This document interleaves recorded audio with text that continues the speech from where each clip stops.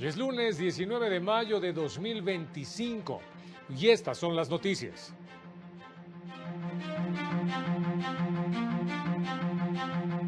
La Corte determinó que es improcedente el juicio de amparo contra actos u omisiones de la Comisión Nacional de Derechos Humanos.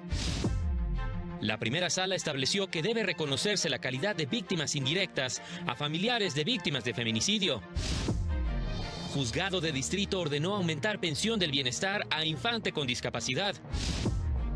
Cumbre Judicial Iberoamericana instruye a Estados miembros a fortalecer la defensa de la independencia judicial.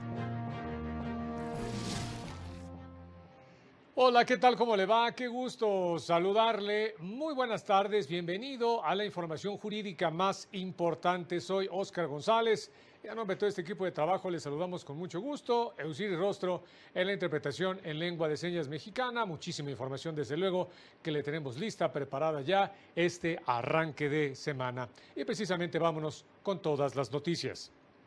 En la sesión de este lunes, el Pleno de la Corte estableció dos jurisprudencias. Primero, que no procede el juicio de amparo contra determinaciones de la Comisión Nacional de Derechos Humanos, salvo en casos en los que haya afectación al derecho a un recurso efectivo. Eso sí tiene que ser judicializable. Contra las recomendaciones no procede el juicio de amparo. Tenemos organismos de derechos humanos en los estados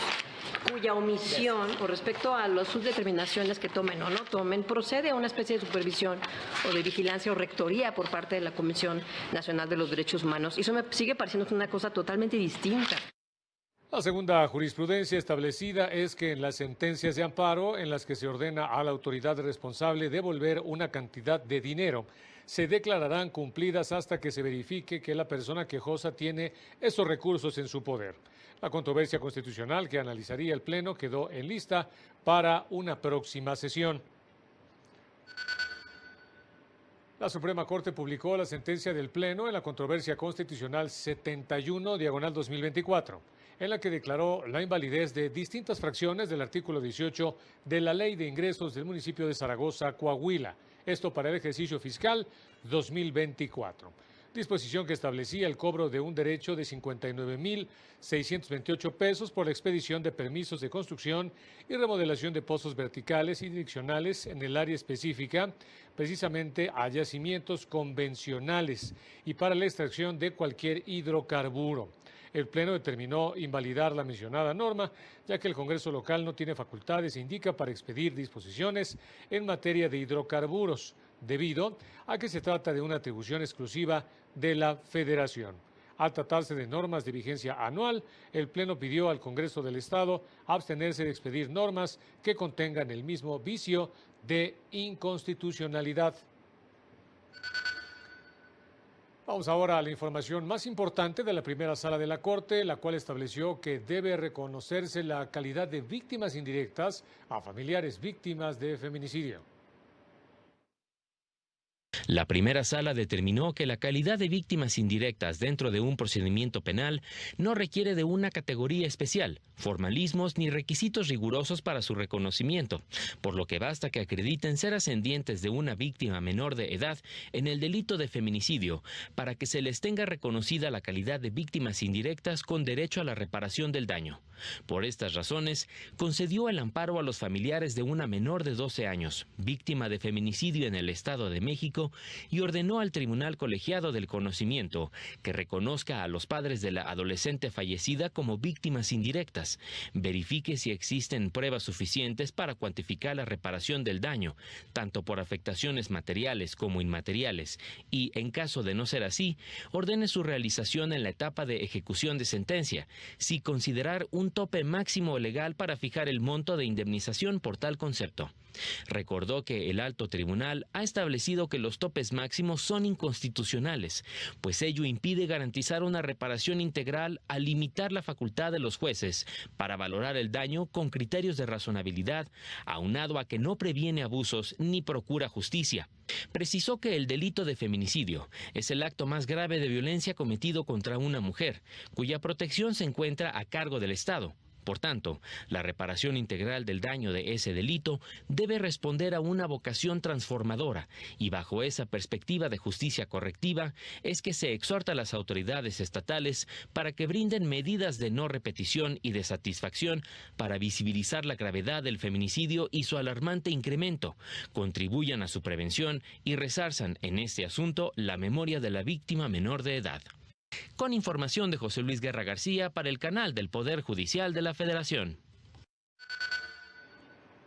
La primera sala estableció también que los artículos 1001 a 1038 del Código Civil de Jalisco, que regulan la propiedad en condominio, debe interpretarse de manera favorable a los condóminos que solicitan información sobre la administración de una unidad habitacional. Por ello, revocó la sentencia de un tribunal colegiado y le ordenó emitir una nueva resolución en la que tome en cuenta que los condóminos pueden solicitar información sobre la administración anualmente o cuando haya asambleas, así como en cualquier momento mediante la solicitud de información trimestral a los administradores o consultándolos directamente en las oficinas de la administración. Además, el hecho de que los informes anuales hayan sido aprobados en las asambleas no limita la facultad de los condóminos de acceder directamente a esta información trimestral sobre la administración. Establecer lo contrario, como lo determinó en principio el tribunal colegiado, es contrario al principio pro persona y al derecho de acceso a la justicia, ya que si bien la Asamblea General es el órgano supremo de administración y anualmente debe presentar y aprobar el informe sobre la situación del condominio, ello no significa que los condóminos puedan solicitar información únicamente en esas ocasiones. La segunda sala estableció como criterio que ante la solicitud de un medicamento no incluido en el catálogo de insumos del sector salud, las autoridades correspondientes deben analizar si es el adecuado para el padecimiento del paciente. Si así se determina, se lo deberán proporcionar. El anterior criterio lo determinó al resolver una contradicción de criterios entre tribunales colegiados respecto a si las instituciones públicas de salud debían o no suministrar de manera urgente este medicamento solicitado por las personas afectadas. Ello ante la solicitud del derechohabiente o de los derechohabientes o beneficiarios de dichas instituciones de seguridad social que reclamaron que no se les suministraron los medicamentos que necesitaban porque no estaba contemplado en el catálogo de insumos del sector salud. La sala estableció que el sector salud debía valorar si el mencionado medicamento es el adecuado para tratar el padecimiento de una menor y, de ser así, realizar las gestiones necesarias para que le sea proporcionado sin importar si se encuentra o no en el catálogo básico de estos medicamentos. El Juzgado Primero de Distrito, con residencia en Naucalpan, en el Estado de México, concedió un amparo a una madre que, en representación de su hijo con discapacidad severa y permanente, impugnó la negativa de la Secretaría del Bienestar para incrementar el monto de la pensión que recibe y que resulte suficiente para un desarrollo digno y ajustado a los mínimos vitales. En la resolución se ordena a la dependencia que interprete las reglas de operación del programa Pensión para el Bienestar de las Personas con Discapacidad conforme a los tratados internacionales en materia de derechos humanos y lo establecido en la Constitución, para que se garantice un apoyo económico mayor o similar al de las pensiones otorgadas a las personas adultas mayores. El juzgado determinó que las reglas de operación de dicho programa fueron interpretadas de manera restrictiva, sin considerar que el monto establecido de 3.200 pesos bimestrales es un mínimo y no un límite máximo, lo que implicó que se dejara de realizar una interpretación que favorecería precisamente la protección más amplia al destinatario del programa. En la sentencia se ordena aumentar el monto de la pensión para que sea igual o mayor a la que se otorga a los adultos mayores, cuyo pago deberá realizar de manera retroactiva a julio de 2023. En la sentencia se recuerda que el Estado mexicano se ha comprometido a garantizar un nivel de vida adecuado mediante el acceso a programas de protección social y estrategias de reducción de la pobreza de las personas con discapacidad, como es el caso de este menor de 8 años, quien además de discapacidad se encuentra en pobreza, lo que le coloca en situación de vulnerabilidad extrema. Vámonos rápidamente a unos mensajes y volvemos con más noticias.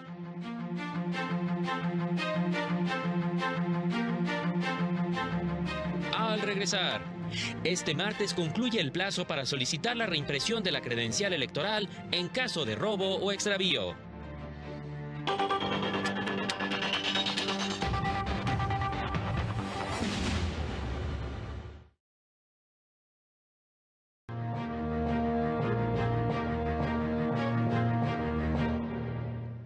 Vamos a ver ahora el siguiente resumen con información de lo más destacado de la 22ª Cumbre Judicial Iberoamericana. En la 22ª Cumbre Judicial Iberoamericana participaron activamente tanto la Suprema Corte como el Consejo de la Judicatura Federal, espacio en el que dieron cuenta de la mejora y actualización del portal iberoamericano de sentencias sobre derechos económicos, sociales, culturales y ambientales, herramienta que se ha consolidado como un acervo jurídico iberoamericano que se encuentra bajo la administración del Poder Judicial mexicano.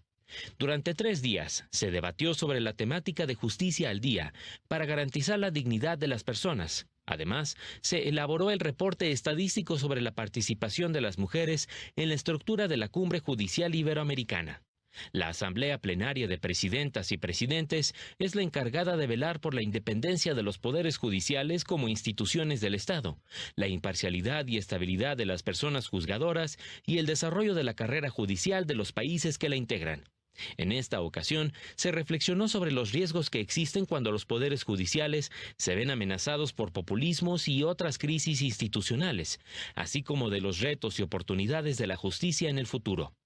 La cumbre concluyó con la Declaratoria de Santo Domingo, en la que se establecieron recomendaciones para los poderes judiciales, entre las que destacan el llamado a fortalecer los mecanismos institucionales que promuevan una justicia independiente e imparcial, sin interferencias internas y externas que amenacen la calidad de la justicia, la estabilidad de las personas juzgadoras y el cumplimiento irrestricto de las resoluciones judiciales. Con información de José Luis Guerra García para el canal del Poder Judicial de la Federación. Se dio a conocer el proyecto del magistrado Reyes Rodríguez Mondragón, con el que propone resolver el recurso de revisión del procedimiento especial sancionador, en el que se impugna el acuerdo de la Unidad Técnica de lo Contencioso Electoral del INE, que decidió no iniciar el procedimiento sancionador por presunta violencia política de género en contra de mujeres candidatas que participan en la elección judicial. Lo anterior porque argumentó que el diseño de procedimientos impone que las denuncias que involucren actos de violencia política de género deben ser a instancia de parte agravada.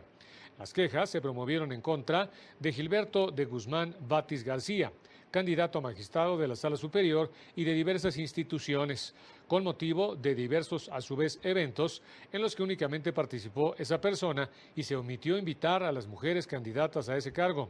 lo que para la quejosa configuró violencia política debido al género en contra de las candidatas invisibilizadas, así como la violación a los principios de imparcialidad y equidad en la contienda.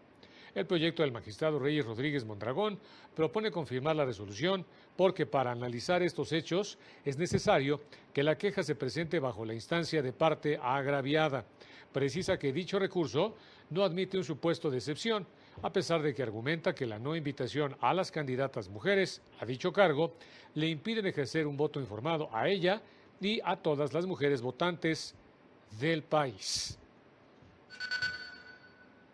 El INE dio a conocer que este martes vence el plazo para solicitar la reimpresión por robo o extravío de la credencial para votar. A quienes les hayan robado su identificación oficial podrán acudir al módulo de atención ciudadana para solicitar una copia idéntica de la mica. El trámite puede realizarse presentando una identificación con fotografía y el acta de nacimiento.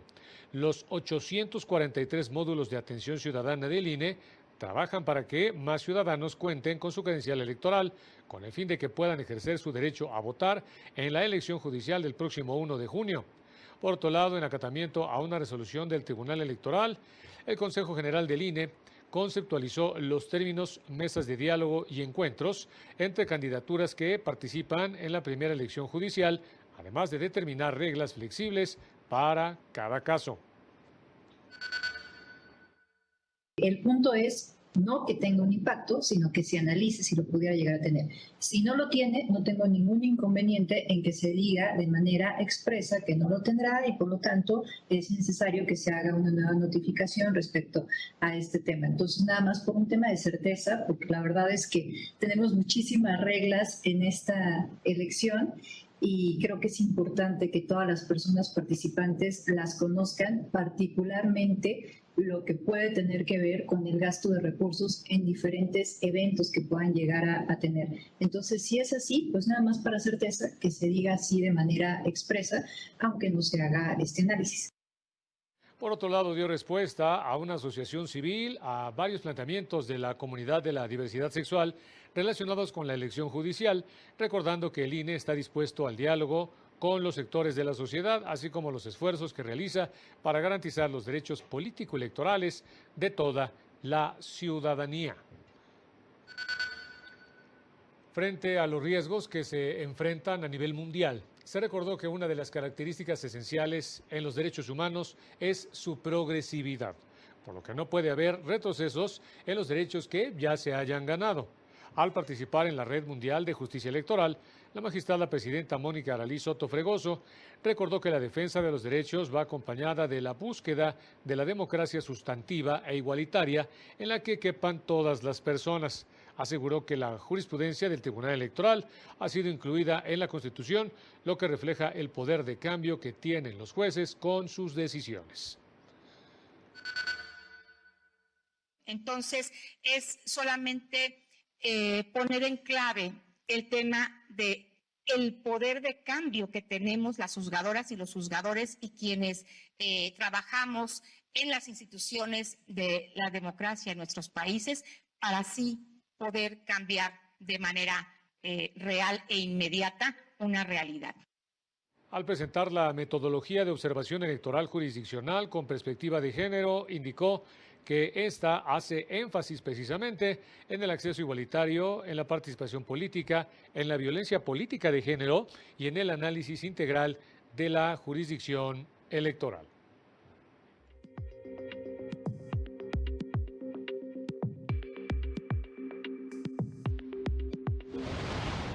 Personal del Poder Judicial de Morelos se capacita para mantener actualizado el registro de datos de deudores alimentarios y violencia de género, REDA, una herramienta que promueve la transparencia y protege los derechos de las víctimas. Desde su lanzamiento en marzo pasado, la plataforma veracruzana protegida del Poder Judicial del Estado ha otorgado más de 200 órdenes de protección a mujeres en tiempo real en 50 municipios de la entidad sin necesidad de denuncia previa. El Poder Judicial de Tlaxcala inauguró la nueva sala de oralidad en el Distrito Judicial de Juárez, como parte de la implementación del nuevo Código Nacional de Procedimientos Civiles y Familiares, y para garantizar una justicia más cercana, moderna, transparente y eficaz.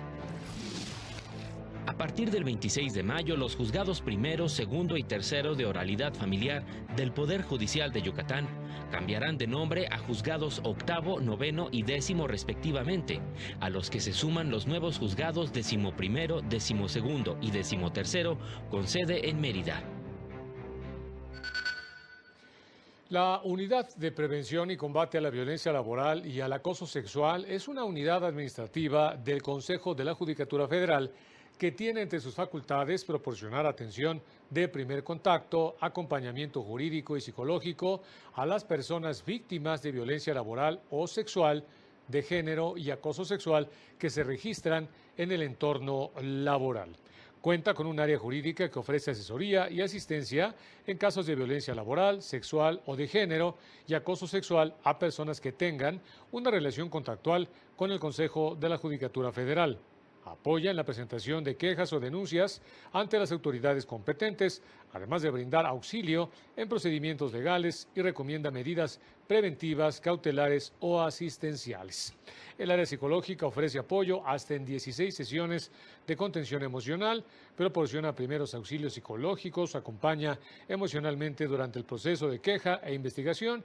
y está presente en las diligencias. El área restaurativa ofrece atención de primer contacto a las personas que han sido víctimas de algún tipo de violencia, identifica afectaciones y necesidades necesidades de las víctimas y contribuye a la comprensión del origen de la conducta. Mientras que el área de políticas de prevención diseña y coordina acciones para prevenir la violencia laboral, sexual, el acoso sexual y cualquier forma de violencia de género, además de promover espacios de trabajo seguros, respetuosos, pero sobre todo, indica, libres de violencia. El segundo tribunal colegiado en materia de trabajo del primer circuito estableció que cuando existe evidencia de que la actora sostuvo una relación afectiva con la persona a quien atribuyó el despido, la autoridad responsable debe juzgar el asunto con perspectiva de género. De acuerdo con el artículo 1 constitucional, tratados internacionales y precedentes de la Suprema Corte, el Estado está obligado a proteger el derecho humano a la igualdad y el principio de no discriminación, así como a juzgar con perspectiva de género. En este tipo de casos es necesario desaparecer cualquier diferenciación motivada por el origen étnico, nacionalidad o social, el género, la edad o estereotipos cuyo efecto sea privar a la persona de un derecho, lo que podría ocurrir en el supuesto de que una trabajadora señale haber sido despedida por un compañero de trabajo con el que a su vez sostenía una relación afectiva, ya que no se trataría de una separación en condiciones ordinarias. El hecho de que coexista la calidad de concubinato entre ambos constriñe a la autoridad a analizar el asunto bajo una perspectiva de género para eliminar cualquier juicio preconcebido que disminuya o restrinja los derechos laborales de la actora por su condición de concubina. Vámonos a otra pausa, no se vaya, regresamos con más información.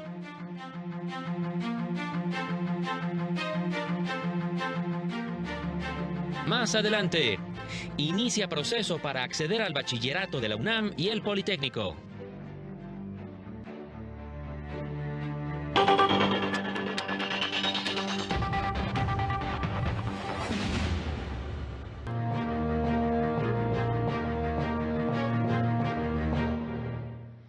Minutos después de las 3 de la tarde, vámonos con más noticias. Con la intervención de la delegación del Instituto de la Defensoría Pública Federal en Veracruz, un adulto mayor con diversas afectaciones regularizó su situación ante el Seguro Social y pudo recibir atención médica. Al afectado de nombre Baltasar, de 85 años, le fue negado el servicio de atención médica a pesar de contar con la calidad de pensionado desde el año 2002, afectando su derecho a la salud debido a un problema administrativo. Ante ello, la asesora jurídica Maribel Galicia Siles promovió un amparo que fue administrado y admitido por el órgano jurisdiccional en contra de diversas autoridades del Seguro Social, alegando que el origen del conflicto era la existencia de dos números de seguridad social asociados a la identidad de Baltasar, una situación que afectaba, en este sentido, la vigencia de sus derechos como justamente derechohabiente. Al partir de esta intervención legal, las autoridades señalaron que uno de los números de seguridad social sí estaba vinculado a la CURP de Baltasar, por lo que se procedió a la regularización de sus datos y se instruyó además la reactivación del servicio médico, una resolución que le permitió al señor Baltasar poder restablecer el acceso a la atención médica de su clínica familiar tras varios meses de gestiones administrativas y jurídicas. La Comisión Interamericana de Derechos Humanos manifestó su preocupación ante el aumento de prácticas de retorno forzoso, deportaciones y expulsiones masivas de personas migrantes y refugiadas, tanto a sus países de origen como a terceros países, sin las debidas garantías de respeto al debido proceso y a sus derechos humanos. La Comisión urgió a los estados de la región a adoptar medidas que aseguren la protección integral de los derechos de estas personas en movilidad, de conformidad con los estándares interamericanos en la materia. Ha recibido numerosas denuncias sobre la utilización indiscriminada de detenciones migratorias, la incomunicación de personas migrantes y la ocurrencia de desapariciones forzadas de corta duración en el contexto de sus procesos de salida involuntaria o compulsoria, hechos que se insertan en un contexto de políticas migratorias restrictivas marcadas por procesos de militarización de las fronteras, así como de un patrón de criminalización, aumento del discurso de odio y estigmatizante en contra de personas migrantes y refugiadas. Recordó que si bien los estados tienen soberanía para establecer sus políticas migratorias, esta facultad debe ejercerse con estricto apego a sus obligaciones internacionales de derechos humanos y el derecho internacional de los refugiados, lo que incluye garantizar el debido proceso a todas las personas migrantes, independientemente de su situación migratoria y del derecho de buscar y recibir asilo. Organizaciones ciudadanas denunciaron la poca participación de las mujeres en puestos directivos. En nuestro país, 52% de la población mexicana son mujeres. De estas, el 46% están en edad productiva y solo el 19.5% dirige una empresa, destacó la Asamblea de la Asociación Mexicana Mujeres Jefas de Empresas AC. Visibilizar la actividad empresarial de todas las mujeres es un deber colectivo, porque es sabido que cuando una mujer se incorpora a la economía, no lo hace sola, genera empleos, dinamiza mercados, transforma entornos. Si México lograra el nivel de 67% de la OCDE en participación económicamente activa de las mujeres, el PIB podría incrementarse en 6.9 billones de pesos, por lo que para fomentar y apoyar esta participación, la AMGE llevará a cabo en Tijuana, Baja California, su Cumbre Empresarial 2025, la cual por primera vez será un evento con causa. Casi la mitad de las mujeres que han estado privadas de la libertad vuelven a cometer delito durante los primeros 12 meses posteriores a su salida de prisión. Esto debido a la falta de oportunidades laborales, viéndose imposibilitadas de reintegrarse socialmente. El objetivo es poner en marcha estrategias de capacitación para el empleo, ya que un alto porcentaje de mujeres en prisión son abandonadas por sus familias. Para el canal del Poder Judicial de la Federación, Citlali Pérez. Y este lunes inició el proceso para tener derecho a presentar el examen de ingreso al bachillerato de la Universidad Nacional Autónoma de México y del Instituto Politécnico Nacional, etapa que deberán cumplir los aspirantes que realizaron el registro al proceso de asignación a la educación media superior en la zona metropolitana del Valle de México 2025. Quienes hayan elegido un plantel del CCH, Escuela Nacional Preparatoria o Centro de Estudios Científicos y Tecnológicos deberán entrar a través de la plataforma Mi Derecho, Mi Lugar y realizar los trámites que se indican para tener derecho al examen. La UNAM y el Politécnico informan que ofertarán 57,000 lugares y a partir de este lunes y hasta el viernes 23 de mayo deberán realizar el pago por derecho al examen. Una vez que se cuente con la ficha de depósito, se podrá descargar el instructivo 225 IPN/UNAM, donde se describe cada uno de los pasos de los que consta el proceso, mismos que se deben leer detenidamente, así como la guía de preparación para el examen. El examen en línea se llevará a cabo del 13 al 15 o del 20 al 22 de junio. Y este fin de semana falleció a la edad de 89 años el ministro en retiro Mariano Azuela Huitrón, quien dedicó su vida a la cátedra y a la impartición de justicia. Como primer punto y antes de iniciar nuestra orden del día, quisiera solicitar a ustedes realizar un minuto de silencio con motivo del sensible fallecimiento del señor ministro en retiro y expresidente de este alto tribunal, don Mariano Azuela Huitrón. Si son tan amables.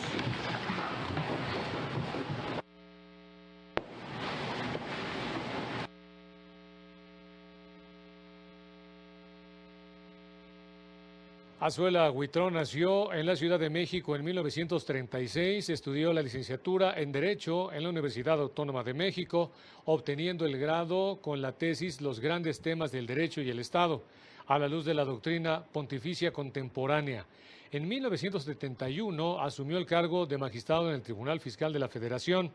En 1983, el presidente Miguel de la Madrid lo propuso como ministro de la Suprema Corte, nombramiento que fue ratificado por el Senado. con la reforma de 1995, que cambió la estructura de la Suprema Corte, fue ratificado con el cargo de ministro a propuesta del presidente Ernesto Zedillo.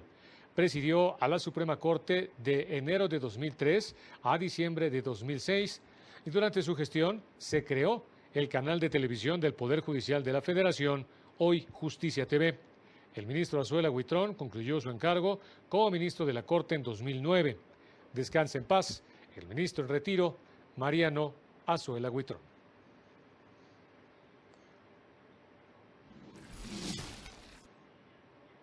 Y ya nos vamos, como siempre, muchas gracias por haber estado con nosotros. Manténgase pendiente de esta señal. Soy Óscar González y nos vemos en la próxima.